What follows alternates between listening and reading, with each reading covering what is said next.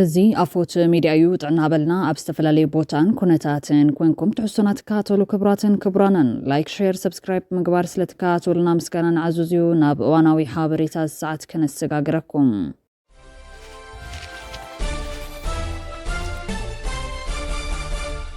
ጨፍጫፍ معلتي عداق حوزين يذكر لهم قدم 37 عامታት ኣብ ዛዕደት ልዕሊ 2500 ህዝቢ حوزين ዝሃለቀ ልዕለት ነይሮም ቴሌቪዥን ትግራይ ብርሃነ አዲስ ዓለም ንዝተባሃለ ኣብትዋን ወዲ 6 ዓመት ዝነበረ ዕዱም ጋሻ ተወኪሱ ታሪክ ዝዕለት ኣብ ሓተቱ ስፌሮም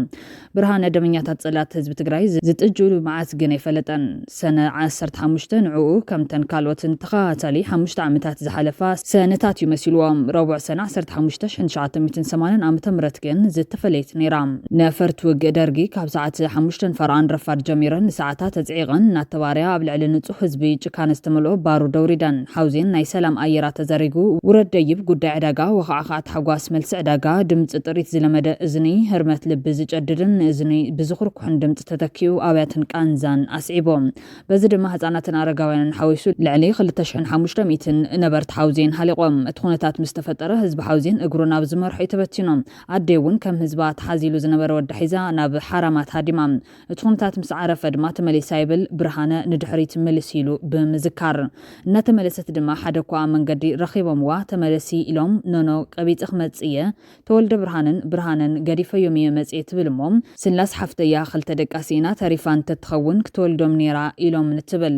ኣኮይ ኩሉ ኩነታት ኣረዳም ዝተረፈ ሰብ የለን በቃ ተመለሲ ንትብል ነጸላ መንደቕና ዝኾነት ሓትነይ ንባዕላ ሓዊሶም 7 ሰባት እዮም መስዋዕት ኮይኖም በትደብዳብ ኣኮይ ድማ ነዞም ቤተሰብ ፍሒሩ ኣስከሬን ዘውፅኡ እዮም ኣደይ ክልቲኦም ደቀይ ኣብኡ ገዲፈዮም የሃዲመ ክቐብጽ ኢላቶም ሓፍተይ ስላስያ ክልተ ደቃሲና ተሪፋን ተትኸውን ክትወልዶም ኔራያም በዝ መሰረት ናብ ገጠር ናብ ቤተሰብ ከይዳ ድሕሪ ክልተ ቀነ ተመሊሳ እዘርኤካ ኣብ ሞት እውን ሰብ ካብ ሰብ ዝምረጸሉ ሕማቅ ግዜ ነይሩ ይብል ኣረሜንነት እቲ ጨፍጫፍ እናዘከረ ብርሃነ አዲስ ዓለም ከም ዕድል ኮይኑ ህፃን ብርሃነ ኣብትዋን ኣብ ህድሞ ብምንባሩ ተፋሒሮም ንታሪኽ ካብ ዝተረፉ ህፃናት ሓውዜን ሓደ እዮም ኣዲዩን ንእሽተይ ሓውን እውን ካብ ፍንጣራት ዝሓለፈ ንሞት ዘቃልዕ ጉዳት ከም ዘይበጽሖም ብርሃነ ይዝከር ስርዓት ደርጊ ኣብ ልዕሊ ሰለማውያን ዝገብሮ ዝነበረ ደብዳብ ኣብ ሓውዜን ጥራሕ ዝተወሰነ ይነበረን ኣብ ጭላ ሳምረ ሕንጣሎ ሰሓርቲ ፊናርዋ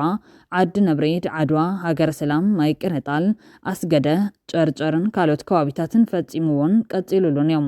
አንጻንጾ ንማዕጾ ከም ዝባል ስርዓት ደርጊ ዋላ እኳ ኣብ ዓውደ ኪናት ዝበጽሖ ዝነበረ ስዕረትን ውርደትን ንምክሓዝ ኣብ ልዕሊ ሰላማውያን ሰባት ግፍዓዊ ጨፍጫፍ ምፍጻሙ እንተቐጸለ ህዝቢ ትግራይ ግን ቃልሲ ይቋረጸን እኳ ዳስ ኣርዑት ጭቆናን መግዛትን ንምእላይን ምጽራግን ህላውን መንነትን ንምርግጋጽን አንጻር ደርጊ ዝገብሮ ዝነበረ ቃልሲ ኣሕይሉ ቀጺሎም ክብሩን መንነቱን ዝኾነ ሓይሊ ኣሕሊፉ ዘይህብን ምንታ ዓዱን ዓውዶን ህይወቱ ዝግበርን ህዝቢ ትግራይ ብሓድነት ሰሚሩ ብምቅላስ ስርዓት ደርጊ ደምሲሱ ንባዕሉ ጥራሕ ዘይኮነስ ንኻልኦት ህዝብታት እውን ሓራ ገይሩ እዮም ህዝቢ ትግራይ ብዝኸፈለ መስዋዕትነት በር ስልጣን ዝጨበጡ ጸላት ግና ናይ ኣቦ ንመን ሃቦ ግድ ኮይንዎም ሰነ 15 2017 ዓመተ ምህረት እውን ኣብ ከተማ ተጎጓም ኣብ ዕዳጋ መዓልቲ ደብዳብ ብምፍጻም ህይወት ሰላማውያን ሰባት ከም ቆጽሊ ክረግፍ ገይሮም እዮም ካብ ደብዳብ ሓውዜን ብዕድል ዝተረፈ ብርሃነ ድሕሪ ውድቀት ደርጊ ተማሂሩ ሕዚ ኣብ ዩኒቨርሲቲ መቐለ መምህርን ተማሃራይን ሳልሳይ ድግሪ እዮም ኣብ መዋእሎም እንተ ትግራይን ህዝቢ ትግራይን ክቡር ህይወቶም ንዝኸፈሉ ጀጋኑ ሰማዕታት ምኽባርን ምዝካርን ግዴታ ምዃኑ ድማ ይረድእ ዝኽሪ ሰማዕታት እንትንብዕል ሃልዋትን ድሕነትን ፍትሕን ርትዕን ህዝቢ ትግራይ ንምርግጋጽ መስዋዕቲ ዝኸፈሉ ጀጋኑ ደቂ ህዝቢ ብምሕዛን ጥራሕ እንተይኮነስ ብልምዓት ብሰላም ብዲሞክራሲን ሰናይ ምሕደራን ብምርግጋጽ ዝተሰወሉ ዕላማ ክንፍጽም ከለና ይብል እዚ ምግባር ድማ ንዕላምኦምን ንህልውናናን እውን ዝጠቅምን ዝረብሕን እዮም ይኹን ዳ እምበር ካብ ምዝካር ሓሊፉ ብግብሪ ኣብ ምፍጻም ጸገመሎም በብዓመቱ ዝስርሑ ምዕባለታት ብንጹር እዮም ክራዩ ዝግባእ ጸላት እናሰርሑ ንሕና ደቂስና ኢና ነርና ዋጋ እውን ከፊልናሉ ብፍጹም ክድጋም ይብሉን ምፍጻም ዕላማ ሰማዕታት ናይ ኩሉ ግዜ ስንቅና ክኸውን ኣለዎ ይብል ብርሃነ ሓደ ግዜ ኣብ ማሕደርቲ ናብ ንጉሳዊ ስርዓት ዝተቐየሩ ትርኢም ንንጉሳዊ ስርዓትን ኣሃዳዊ ስርዓትን እዚ ኩሉ መስዋዕት ተኸፊሉ እዚ መከራን ስቃይን ኣብ ትግራይ ምርኣይ ናይ ውድቀት እዮም ኩሉ ራይና ድሕሪ ትግራይን ህዝቢ ትግራይን ክኸውን ኣሎ መዓልቲ ሰማዕታት ድማ ሓደ መዓልቲ ንቐል ዓለም ክኽበር ይብሉን ናይ ኩሉ ግዜ ራይና ክኸውን ኣለዎ ይብል ቃል ብርሃነ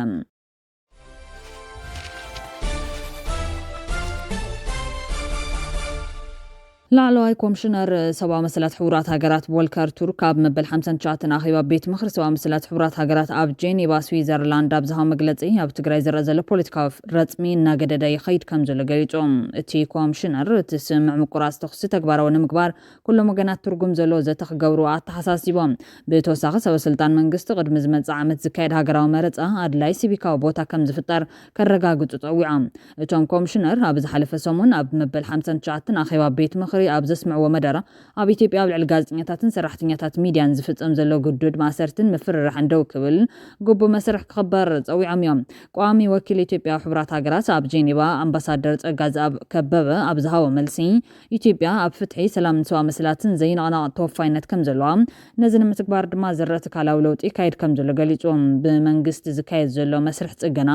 ማእኸላይ ዲሞክራሲና ዝኾነ ናጽነት ሓሳብካ ምግላጽን መሰል ምውዳብን ክጠናኸርን ክሰርሕን ኢሎም። ይኹን እምበር መንግስቲ ሓሳብካ ናይ ምግላጽ ናጽነት ብሓላፍነታዊ ኣገባብን ንሰላም ህዝቢ ኣብ ሓደጋ ዘየእቱ ኣገባብን ክፍጸም ግዴታ ከም ዘለዎን እቲ ቋሚ ወኪል መንግስቲ ንውዕል ምቁራጽ ተኽሲ ፕሪቶርያ ንምትግባር ቆሪጹ ተላዒሉ ከም ዘሎን ይሕብር። ነቲ መሰጋገሪ ፖሊሲ ፍትሒ ብመሰረት ኣህጉራዊ ደረጃታትን ንኹሉ ዝሓቁፍ ኣገባብ ንምትግባር ንሰርሕ ኣለና ክብል ገሊጹ ኣሎ።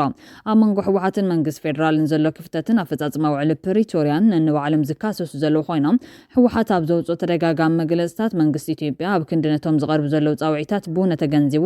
ዝኣትዎ ውዕል ዝትግብር ትግራይ ሕዚ እውን ማእኸል ዕግርግር ንምግባርን ዝዓነወ ቁጠባ ትግራይ ከየንሰዓረር ዝገብር ክልከላን ኣጠናኺሩ ብምቕጻል ህዝብና ብስላሕታ ክጸንት ኣብ ምስራሕ ተሸሚሙ ኣሎ ክብል ከሲሱ እዮም። እቲ መግለፂ ወሲኹ መንግስቲ ኢትዮጵያ ብመሰረት ስምምዕ ፕሪቶርያ ላዕላዊ መሬት ትግራይ ወሪሮም ዝሓዙ ሓይልታት ከውፅእ ዝኣተወ ውዕሊ ንጎኒ ገዲፉ ብዝተፈላለየ መልክዑ ነቶም ዕጡቓት ኣብ ምጥንኻር ይርከብ። በዚ ድማ ኣብ ትሕቲ ወረርቲ ዝርከብ ህዝብና ሕዚ እውን በብመዓልቱ ይጭወ ይቕተል፣ ደቂ ኣንስትዮ ብዕጡቓት ይድፈራ፣ ህዝብና ብመንነቱ ይጥቃዓሎ ኢሎም። ናይዚ መረዳእታ ዘቐመጠ ሕወሓት ካብ ዝማተልትን መከራን ብምህዳም ድማ ብኣንፈት ሸራሮ ጥራሕ ኣብ ወርሒ ብማእኸላይ ካብ 250 ክሳብ 300 ወገናት ናብ ማእኸላይ መዕቆብ ተመዛበልቲ ኣብ ምእታው ይርከቡ። እዚ ተግባር ድማ ነቲ ሎሚ ጽባሕ ናብ መረበትና ንምለስ ብዝብል ተስፋ ዝጽበ ዘሎ ህዝብና ተስፋ ዘቑርፅን መንግስቲ ኢትዮጵያ ንስምምዕ ፕሪቶርያ ብዘይምግዝኡ ስላሕታዊ ጽንታ ህዝቢ ትግራይ ክቐጽል ይሰርሕ ከም ዘሎን ተረዲእና ኣለና ኢሎም። ሕወሓት ከምቲ ዝሓሰቦ ንጉዳይ ተመዛበልቲ ንምምዝማዝ ስኑ ነኺሱ ይለፍዕ ኣሎ ዝብሉ ዘለዉ ኣብዚ ጉዳይ መልኪቶም ርእቶም ዝህብ ዘለዉ ተጋሩ ድማ እቲ ውድብ ፈለማ ኣነ ይድሓን ህዝቢ ክድሕን ዝብል ጥዕናን ዘለዎ ሰምዓ ዘደንፁ ፍልስፍና ነይርዎም ኮይኑ ግን ንባዕሉ ክድሕን ኣይካለን። ሕወሓት ብህዝቢ ክጣልዕ ከም ዘይብሉ ብዘይ ምርብራብ ተመኺሩ ነይሩ እዩ። ጸማም ስለ ዝኾነ ግን ክሰምዕ ኣይካለን። ካብ ውፅኢቱ ነተመዛበልትና ጅሆ ሒዝዎም ስለ ዝነበረ ንኣደዳ ሕማምን ሞትን ተሳጢሖም ሕዚ እውን ካብ መዓት የወፁን ኢሎም ኣለዎም። ሚኒስተር ኮሙኒኬሽን ፌደራል ለገሰ ቱሉ ብወገኑ ተመዛበልቲ ክረምቲ ከይተመለሱ እንተኸሪሞም ሞይተ ይርከበልኹ ዝብል ኣካል ንርኢ ኣለና። ንሕና እሞኮ ካብ ሰናይ መስከረሙ ተመዛበልቲ ክምለሱ ዘኽእል ልዕሊ 10 ግዜ ትልመውፂና እቲ ዋና ጉዳይ መን እዩ ዝዕንቅፍ ዘሎ እዩ ክብል ንሕወሓት ተሓታት ገይሩ እዮም። ሕወሓት ከም ውድብ ፖለቲካዊ ህይወቱ ኦሮማይ ኣብቅዕ እዩ ዝብሉ ዞም ተጋሩ ኣብ ልብና ይኹን ኣብ ርእስና የለን። ይኹን እምበር ንፍርቂ ክፍለ ዘበን ኔትወርክ ኣብ ምንዳቕ ንዘሕለፈ ጉጅለ ንገለ ለውሃት ናይ ምድንጋር ተኽእሎ ኣይብሉን ማለት ኣይኮነን። ኣማኒላ ሰፋ ትማሊ ዝገበሮ መደረ ሕድሕድ ቃል ባዕሉ ዝደረሰ ኣይኮነን። እንታይ ክዛረብ ከም ዘሎ ካብ ሓወልቲ እዩ ተሰንኪቱ ተዋሂብዎ ድማ ኢሎም ኣለዉ።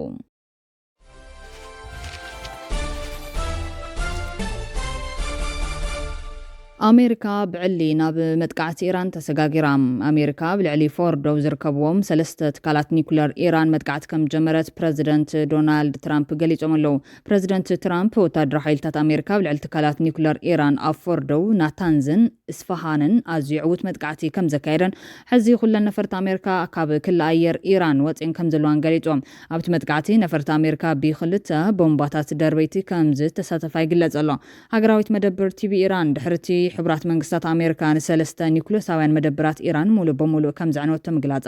ከምቲ ዝበሃል ዘሎ ዕንወት ከም ዘይወረደ ድሕሪ ምግላጽ ኣብቲ ዞባ ዝርከቡ ሰራዊት ኮነ በርጌስ ኣሜሪካውያን መጥቃዕቲ ኢራን ከም ዝጽበዮም ገሊጻ። ኢራን ድሕሪ ኒኩለር ማእኸላታ ብኣሜሪካ ምድብዳቡ ክሳብ ሕዚ ኣብ ዝኾነ ይኹን ናይ ኣሜሪካ ወታደራዊ ማእኸላት ጥቃዕቲ ይፈጽመትን። ኣብ ማእኸላይ ምብራቕ ኣሜሪካ 19 ነውጣታት ክሳብ 50,000 ዝበጽሕ ኣብዚ ከባቢ ሓይሊ ሰብ ኣለዋ።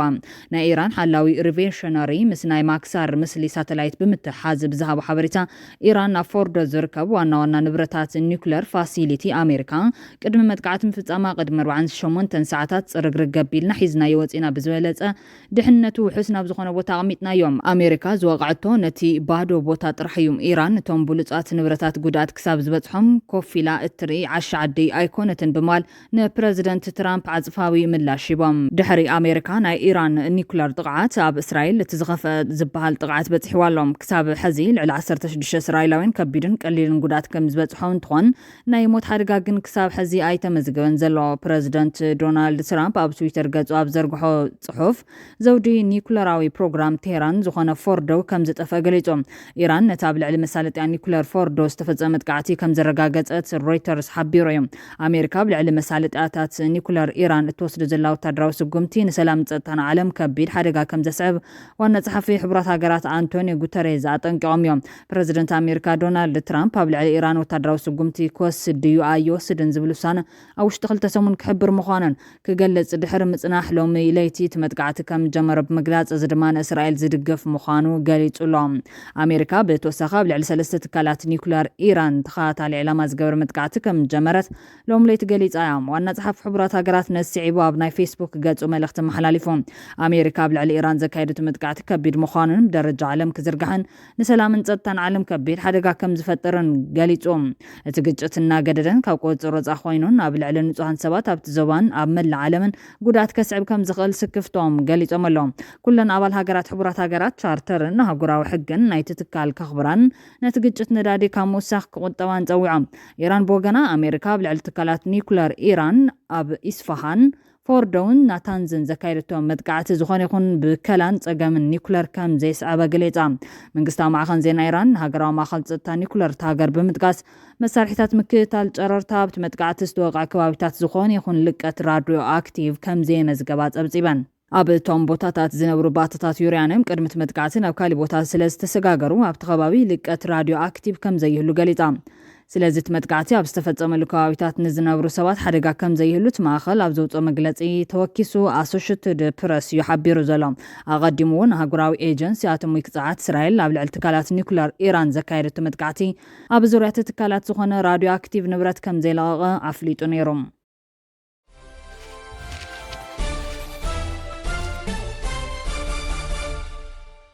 ኣብ ኣሜሪካ ብኣማይት ዝቁፅር ጋዜጠኛታት ተባሪሮም ብምሕዳር ፕረዚደንት ዶናልድ ትራምፕ ኣማይት ጋዜጠኛታት ድምፂ ኣሜሪካ ቪኦኤ ካብ ስራሕ ኣባሪሩ ነቲ ብመንግስቲ ዝምወል ዝነበረ መርበብ ዜና ድማ ዓፂዎ ብምሕዳር ትራምፕ እቲ ትካል ብብልሽውና ወገናውነትን ብኽነትን ዝተመልአ ክብል ዝገለጾ ትካል ሰራሕተኛታቱ ከም ዘባረሮም ገሊጾም ዋና ሃገራዊ ጋዜጠኛ ድምፂ ኣሜሪካ ነበር ስቲቭ ሄርማን ምዕፃውቲ ኣብ እዋን ካልኣይ ኩናት ዓለም ንፕሮፓጋንዳ ናዚ ንምምካት ዝተመስረተ ማዕኸን ዜና ታሪኻዊ ናይ ነብሲ ቅትለት ተግባር ክብል ገሊጾሎም ካብቶም ካብ ስራሕ ዝተባረሩ ኣብ ምሕዳራዊ ዕረፍቲ ዝነበሩን እስራኤል ንኢራን ድሕሪ ምጥቃዕ ዝሓለፈ ሰሙን ናብ ስርሖም ዝተመለሱን ቋንቋ ፋርስ ዝዛረቡ ጋዜጠኛታት ይርከብዎም ኣሶሽትድ ፕረስ ከም ዝሓበሩ ፋሪሳውያን ጋዜጠኛታት ሽጋራ ከትክኹ ካብቲ ቤት ጽሕፈት ኣብ ዝወፅሉ እዋን ውዕል ስራሕ ከም ዝተቋረፀ ዝሕብር ምልክታታት ድሕሪ ምልጣፉ ብዓርቢ ናብቲ ህንፃ ከይኣትዉ ከም ዝተኸልከሉ ሓቢሮም ዳይሬክተር ድምፂ ኣሜሪካ ኮይና ዝተመዘዘት ካሪ ሌክ ብዓርቢ ዘውፅቶ መግለፂ